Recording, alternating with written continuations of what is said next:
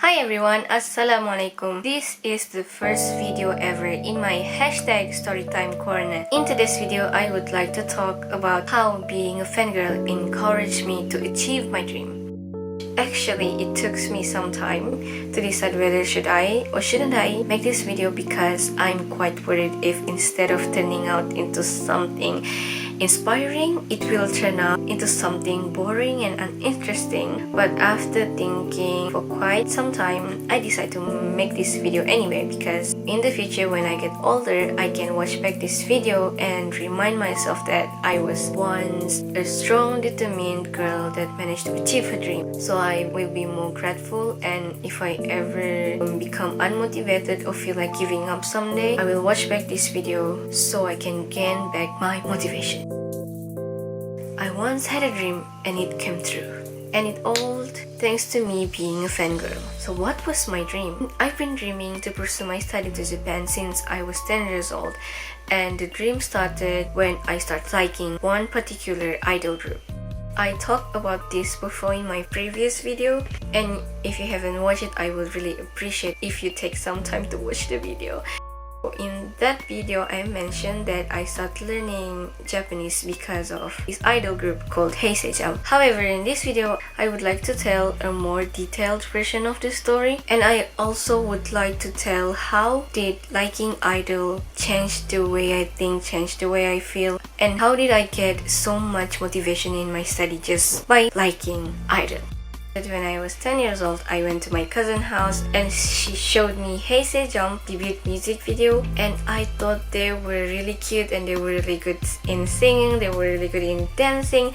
It is my first time ever seeing such things. In other words, I was mesmerized. And when I was 11 years old, and I started making Friendster account. That time, Friendster was a boom among young people. If you don't know what Friendster is, it is a social media website. It's quite similar with Facebook and Twitter. You can add friends, you can post, and then you can upload videos, and then you also can send message to your mutual friend. But I think Friendster was much more cooler. You can change your profile layout, you can put song playlists in your account. Wow, Friendster was really cool back then. So in Friendster, I found Heisei-jam members' Friendster account, and my naive mind believed that those accounts were the real account. So I thought that if I add them as a friend, I can send them a message and tell them how much I love them. So I added them as a friend and then I got accepted, and that is enough to make my heart beat really fast. Oh my god, oh my god. Every time I had a chance to go online, I will send them a message. I never get a reply from them even once.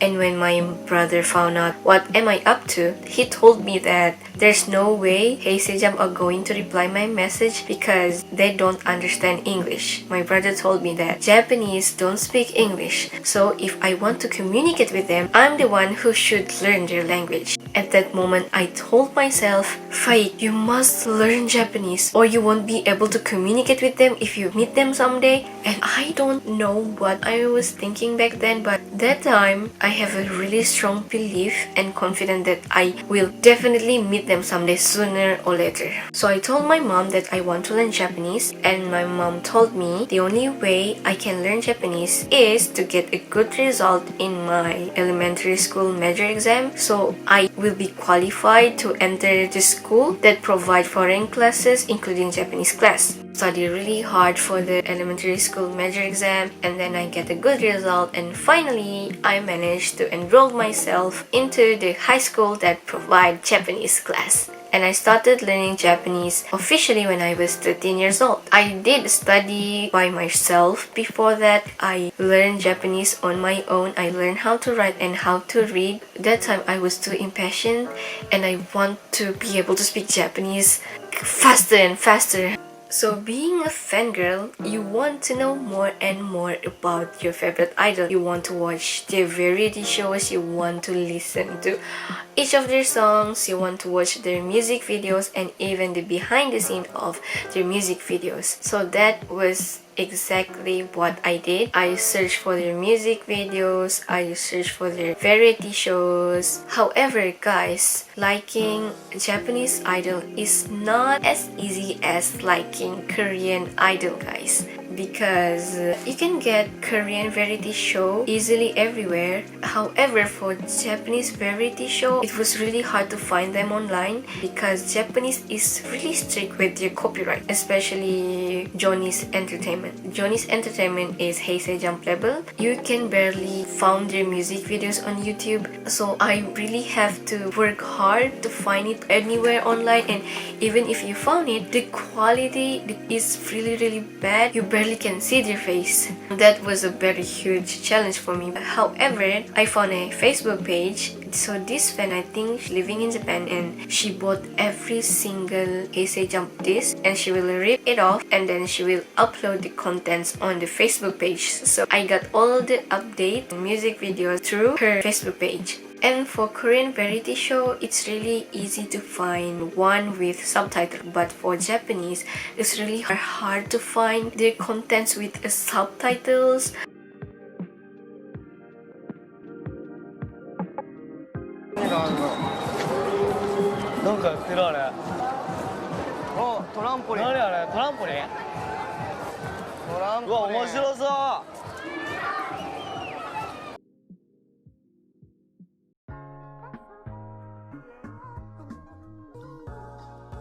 During the early days of fangirling, I was fine with watching the variety shows without subtitles. However, as time passed by, I got really frustrated for not being able to understand what they are saying. So I began to try really hard to understand what they are saying by listening carefully every words that came out from their mouth, and I will repeat the videos over and over. And luckily, most of Japanese variety shows like to put captions, so sometimes I will pause the video and I will try to read the caption one by one. At that time, I don't have smartphone with a translation app, so what I did was, because I can't read kanji, I will listen carefully how they pronounce that kanji, and I will search for the meaning in my dictionary. Let me show you guys. This dictionary, it's really different. Like these days you can just go to Google Translate and search for the words, but back then I don't have smartphone.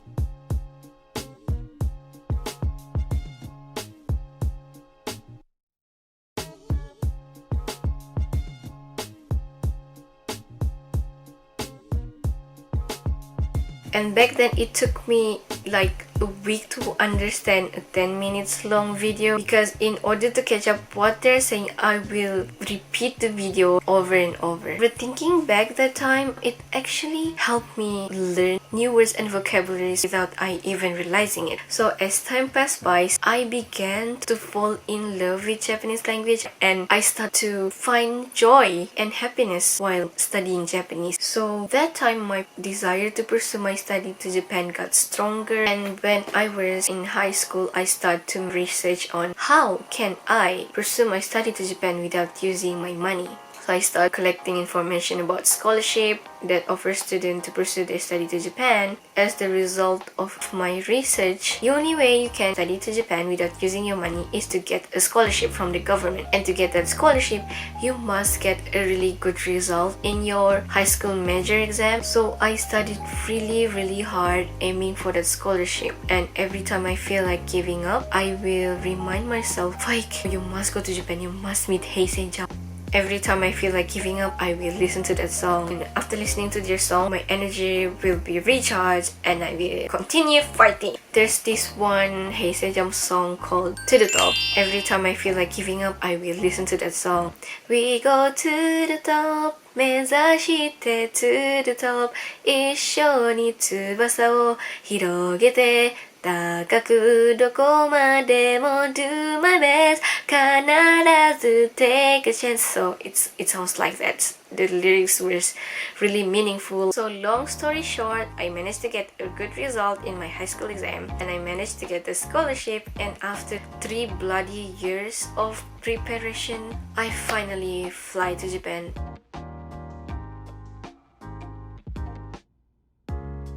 Oh my god, that time I can't really believe that my dream finally come true. My years of hard work and battles finally worth it. So on the 1st of December last year, I went to the concert. I managed to go to the concert, so I bought this. Look at this. This is my two bias, my favorite members of the team. I saw them, guys. I saw Heisei jump with my own two eyes. I finally meet them, the one who inspires me, who made me realize my dream and potential. Being a fangirl is not that bad. Some people think that standing and liking an idol is a waste of time and delusional. And I was also ridiculed before. They were like, why are you too obsessed with them? They don't even know you. Hey, being their fan was a turning point in my life. If my cousin didn't introduce them to me, will I learn Japanese? Will I dream to pursue my study in Japan? I wonder what would happen if I never knew them. Wow, I can't even imagine. You know, guys, I was a fangirl since I was 10 years old, and even now I'm 23. I'm still going strong. I think the fangirl DNA is flowing inside me. Of course, I still like Heisei Jump until now, but I think I'm being obvious. I'm a K-popers now. Exactly. 저는 한국어 배우기를 시작했어요. 네, 여러분. 저는 지금 한국어 배우기를 열심히 하고 있어요. 제 목표는 한국어를 잘하게 되고 싶어요. 지금 한국어를 아직 못하지만 계속 열심히 배울 거예요. 그리고 언젠가 방탄소년단을 만날 수 있으면 영어로 아니고 한국어로 얘기를 할 거예요. 그리고 저는 일본어를 할 수 있으니까 한국어에 배우기는 쉽게 됐어요. 왜냐면 한국어와 일본어가 비슷한 부분 많이 있어요. 그리고 한국어 배우기는 너무 재밌어요. 너무너무 재밌어. 한국어에 배우기는 열심히 하겠습니다. 박수 박수 박수. Yes, everyone, my next goal is to be fluent in Korean. And after I learn Korean, I will learn Chinese, and then I will learn Spanish. And I think to learn language, I need to find an idol to like. I think fangirling pushed me to learn language. It excites me. I have to love someone. I have to be a fangirl. I think that is the best way for me to learn language. Yeah, guys, because I think fangirl DNA is flowing inside me. That is my method to learn language. I have to find idol crush. Yeah. Last but not least, to all fangirls out there, some people might call us delusional and crazy. Some people may hate us. My advice is, as long as you know your limit and you're not neglecting your study, it's okay. It's okay to be a fangirl. As a fangirl, be modest. Try not to be too obsessive. It's okay to love and support your idol, but make sure to focus on your goal too. If you are a Muslim fangirl, remember to always put your religion as an utmost priority. Remember to put your religion first. There's no problem being a fangirl. Remember to know your boundaries and know your limit. As a conclusion, every single thing in this world has their own good and bad sides. Whether you will get the good out of it or the bad out of it, it all depends on you. You choose. You decide. And lastly, I believe that this world will become a better place if we respect each other's interests. Peace, no war. That's all from me. Stay tuned for my next hashtag storytime. Bye bye.